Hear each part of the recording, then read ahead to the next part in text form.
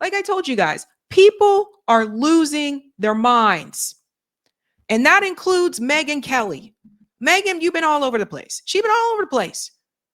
But now she is trying to give Obama credit for something that Obama does not deserve credit for. Really does not. And I have the data to back up my point here. Let me show you what Meg Kelly just said recently. She was talking about, Charlie Kirk, and she brings Obama into this conversation, giving him credit for things that I really don't think, at least most of us in the Black community, will give Barack Obama credit for. Here we go. Oh my God. We don't feel like ourselves. We haven't felt like ourselves in a while. And I'm sorry to get political, but I'm just going to be honest. We haven't felt like ourselves since Barack Obama. I just think he was such a slick snake. He was this affable guy who was like wearing good suits and looked the part and sounded the part and dressed the part, but was so divisive in his messaging. The left, they look at you like when you say this, they don't know what you're talking about. It's like, because you don't pay attention to the other half of the country. You only pay attention to your absurd news sources, which spin and spin and spin to protect Democrats, especially if they're named Obama. He's the one who started to inject race where no one had been doing it. He's the one. Pause.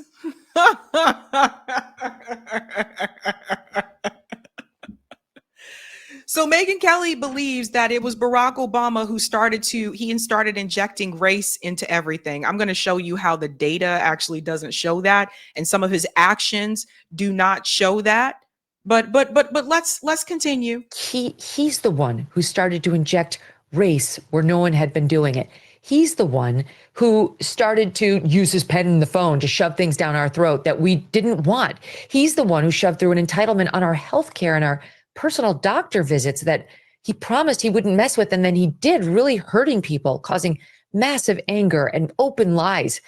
He never missed an opportunity to twist the knife on the racial issue. He would do it subtly and in his own way, but it was very clear what he was doing. For the first time, we had a president who weighed in on legal cases before they'd played out. We never did that. That was a taboo that had never been crossed before him. And Donald Trump was the reason Barack Obama, reverse that. Barack Obama was the reason Donald Trump came about, that he was born as a political figure. They say Trump's divisive. He was the antidote. He was the answer to the divisiveness of Barack Obama. And we just haven't felt like ourselves for years now. So I don't know what the hell Megyn Kelly has been drinking. I don't know what Kool-Aid has gone down her throat recently. But as someone who was excited about Barack Obama in 2008, I'll be the first to let you know Barack Obama ran on a lot of promises and he did not fulfill these promises. So Megyn Kelly here is trying to give Obama more credit than he actually deserves. So let's get to the divisiveness that Megyn is talking about. Barack Obama, for one, Black president. But what did Barack Obama actually do for the Black community?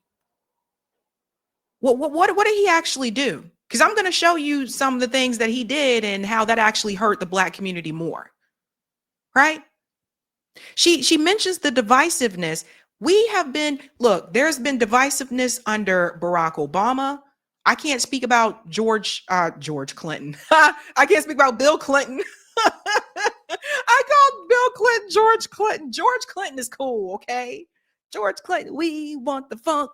So anyway, I can't speak much about Bill Clinton, right? So I found out things about Bill later on, so I don't much about that. But we have been divided. We were divided, yes, under Barack Obama, but not for the reasons that she's saying. I'm going to show you where the division came from. We were divided under Donald Trump. We divided under Donald Trump right now. We were divided under Joe Biden. But she keeps wanting to bring it up for the race thing. Donald Trump brought up race too. Donald Trump bringing up race right now. So what is Megyn Kelly? What is her real issue? Because I'm going to show you what the data shows. Let's go ahead and bring this in. Since she thinks that, he did so, bringing race into everything. Let me show you what happened under Barack Obama's presidency, in particular for the Black community. This is 9 charts about wealth inequality in America. Because, see, saying something and doing something are 2 different things. So let me get to my chart here. Check this out. Wealth gaps by race and ethnicity at large. So this is from 1963 to 2022. So we're going to include, obviously, it'll show Barack Obama's years. When we look at 2008, so it starts here. We're going to highlight here. I hope everybody can see that well. 2007, and we'll go down to show you. In 2007, Black wealth was estimated to be $192,000. Okay, this is by family. The average family was estimated to have $192,000. After Barack Obama wins, just watch this. Watch how it goes down. All the way to 2010, it decreases to $135,000. Let's continue. 2013, it decreases to $126,000. This is all still under Barack Obama's presidency because he was president for 2 terms. Now, I'll be the first to admit here, the economy was already starting to sink under George W. Bush. I'll be the first to tell you that. I lived that. I remember it. But the reality is there was something in particular that happened under Obama's presidency that caused Black wealth to tank. And Barack Obama had a choice. He had a choice to save Black elders and help them keep their homes, or to bail out Wall Street. And I will show you what happened after the decision that he made. This is the thing. So when Megyn Kelly says these things, Barack Obama didn't do anything for Black Americans. Not in this country. This is a common misconception. And I don't know why people like her and others continue to spread this lie. The data shows otherwise. And those of us who lived it, we know otherwise. So if you continue to look here again, the yellow line, you'll see we're just starting to have an increase a little bit here. When we get to 2016, we jump up to 170,000 wealth. When we get to 2019, we dip back down to 164,000. And now here's 2022, 211,000. And I wish this went further so I could show you more. The point is this, folks. We were at $192,000 before Barack Obama's presidency, and we saw a significant decrease during that time. This is the part that I continue to tell people. People lost their homes. Some of us couldn't get jobs. Like, it was a lot that people were going through at that point in time, and that is the subprime mortgage crisis. So if we want to revisit this, staggering loss of Black wealth due to the subprime scandal continues. Okay? So let's fast forward here. I'm going to jump down here. In 2007, the bursting of the housing bubble triggered an economic recession that rippled throughout the global economy. For years, the housing market had been booming. In 2007, the U.S. median price for a home hit a record high of $247,000, roughly. By 2009, though, that number had fallen to $216,000. It goes on to say here, although the foreclosure crisis left no part of the country untouched, and they're talking specifically here about Prince George County in Maryland, in Washington, D.C. area, which overall weathered the crisis well, Prince George's County bore the brunt. The reason? Subprime lending. A subprime mortgage is a loan that carries a higher interest rate than prime mortgages. Prime mortgages are often given to lenders with the best credit histories, while subprime mortgages are designed for borrowers with flawed credit histories. The higher the interest rate that comes with the subprime mortgage is intended to pay the lender for taking on a risky borrower. Now, if we fast forward here, across the nation, Black homeowners were disproportionately affected by the foreclosure crisis, with more than 240,000 Blacks losing homes that they own. We'll chime in here for a second. Barack Obama had a choice and he decided to bail out Wall Street. The people who lost their homes, and some of you may know people who lost their homes. A lot of people that were targeted were Black elders. When they lost those homes, they lost their wealth. The reason why, one thing that Megyn said was Barack Obama led us to Donald Trump. I agree with that statement, but not for the race reasons that she's saying. It was Barack Obama's economic decisions that let someone like Donald Trump be able to win. You can see this in the voting numbers. The Black vote for Barack Obama was higher in 2008, almost at 99%. I think it was like 98%. It was very high. But when Obama ran for re-election, the Black vote for him declined. And a lot of that has to do with Black families losing that wealth. One of the quickest ways to establish wealth in this country is home ownership. So when Black people lost their homes and Barack Obama made the choice to bail out Wall Street, they didn't get those houses back. That was wealth that was lost. When you lose generational wealth or wealth that you've managed to establish, it is very hard to get it back. Number one, your credit's screwed. So good luck trying to buy another house. Number two, you don't have much money left because of the situation that happened. And number three, some of these people were in situations where the home was almost paid off. So who wants to start that all over again? So Barack Obama, that was a perfect opportunity where Barack Obama had a chance to do something for the Black community, and he chose to bail out who? Wall Street. This part is very important. Black homeowners, again, over 240,000 lost their homes because of that subprime mortgage crisis. Again, Barack Obama has to take credit for that. Let's move on to the other issue. I want you to see what Barack Obama said. This is when he was running for office. What Barack Obama said when the reparations issue came into the discussion on the debate stage. Here's Barack Obama, here's Hillary, all of them. Listen to this. Senator Obama, your position on reparations? I think the reparations we need right here in South Carolina is investment, for example, in our schools. I did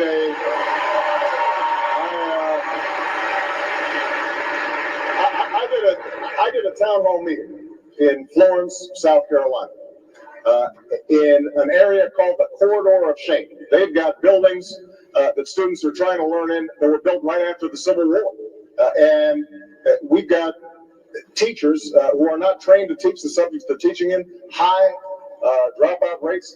We've got to understand that there are corridors of shame all across the country. And if we make the investments and understand that those are our children, that's the kind of reparations that are really going to make a difference. Is anyone on this? So let me that was his response. Let me be very clear here. You know the problem with this response? When Barack Obama was asked head on about reparations, which is a debt that is owed, Barack Obama's response to that is, let's fix the schools.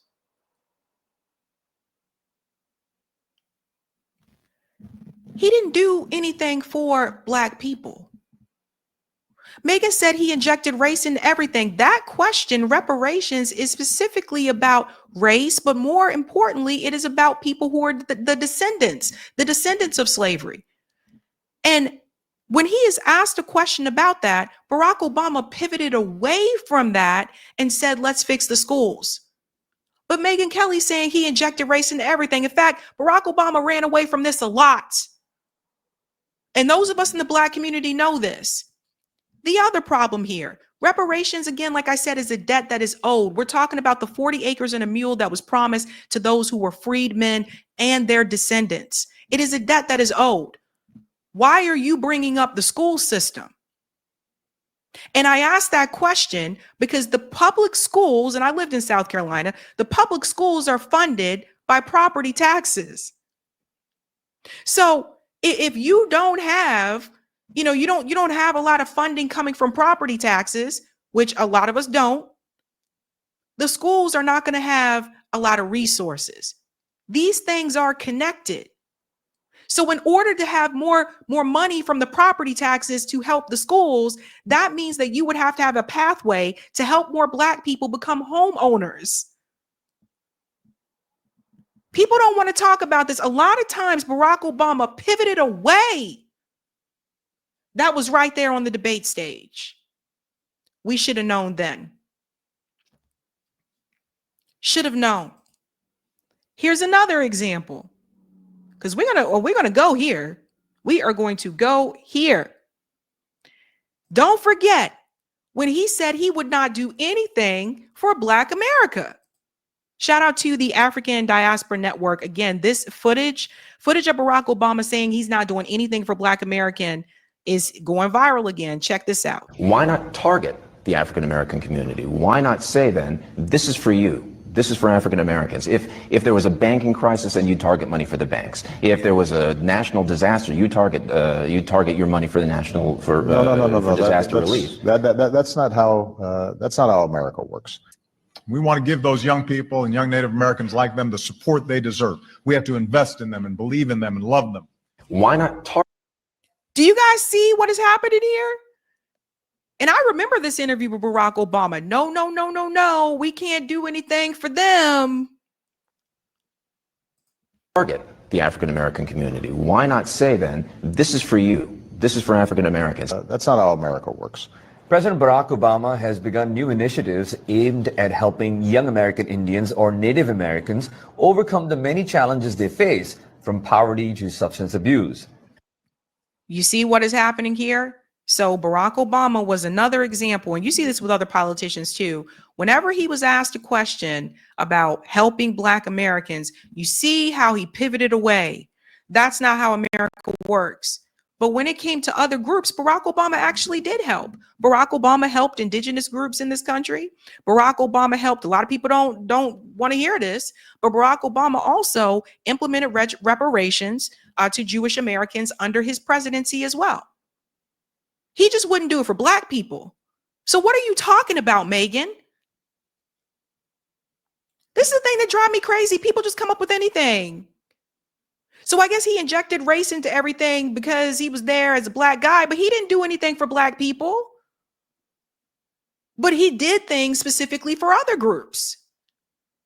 I know Black families now still trying to get their wealth back. So it just, no. So you can see yourself. Why not target the African American community? Why not say then, this is for you? This is for African Americans. That's not how America works. And few have been more marginalized and ignored by Washington for as long as Native Americans, our first Americans. Why not target the African American community? Why not say then, this is for you? This is for African Americans. That's not how America works.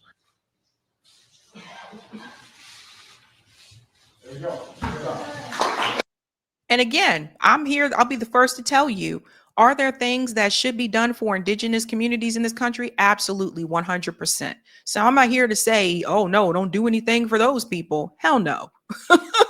But I am here to say, look at again, just another example where he made it very clear that he wasn't going to do anything for Black people. So it's just, this stuff isn't hard to find. So as you saw there, he was being interviewed about why he didn't do anything for Black Americans. And then he basically said no, but then they spliced together him giving all the reasons why he can help Native Americans, right? And so it was kind of put together with different instances of him doing that. Yeah. So that's just another example. And here's another one. We can't forget about what happened when Barack Obama went to Flint, Michigan. Now, Flint, Michigan is a predominantly Black area.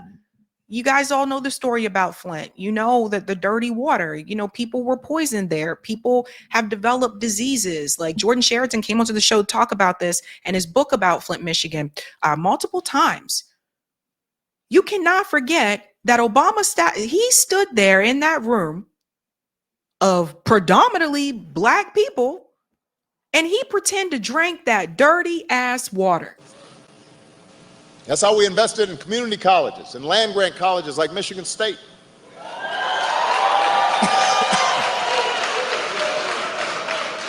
We invest. Can I get some water? Come on up here. Give me some water.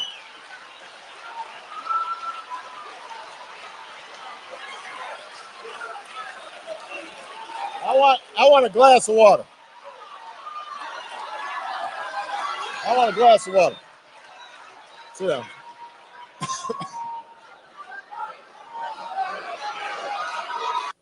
Where do we go from here? Well, I'm still waiting for my water. Now, see, Obama he's a great public speaker. Obama was very charismatic, and that's how he was able to fool a lot of us, right? Like, I really believed in this shit. When Obama ran, like, I was like, yeah, hope and change. Yeah, it's time for a change. Let's do it. Yeah, everything's gonna change. And then when he got into office, you know, the first year I gave him grace because it's first year and all that kind of stuff. I started to realize, I'm like, this dude is just like all the people who came before him. Like, he's not different. He sold us this dream, and even Obamacare, you know, that ended up being a mess as well. Because what is the ultimate answer? The ultimate answer is universal health care. Not all this means testing crap. You go to other countries, they don't have to deal with this mess. That's the ultimate answer. But if you are trying to do the bidding of corporations, if you're trying to do the bidding of big pharma, you're not going to push that. And you're not going to try to actually accomplish that.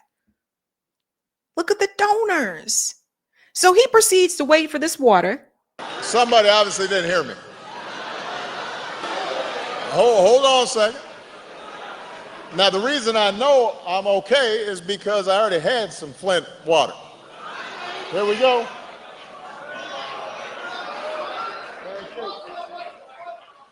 Thank you. I really did need a glass of water. This is not a stunt. Now, I'm going to talk. Yeah, he didn't actually drink that water. And it wasn't until I saw that documentary from Michael Moore where he zoomed in on him. Michael Moore was talking about Flint. I forget. I think it's called Sicko. Is that the one? Sicko. He zoomed in on him and you could see he didn't actually drink that water because he knew that water wasn't clean. And he stood right there and said to the people, look, everything's lookity, whoopity, whoopity. So Megyn, honey, I wish that Barack Obama was out there doing those things that you're claiming that, oh, he made everything, he was so divisive, he made it all about race or whatever, and da-da-da-da. Because there's multiple conversations where when he was talked to about the Black community, he pivoted away. So Megyn, honey, I don't know what's going on, but for the love of God, do not give Barack Obama credit for something that he did not do. Thank you. People are losing their minds.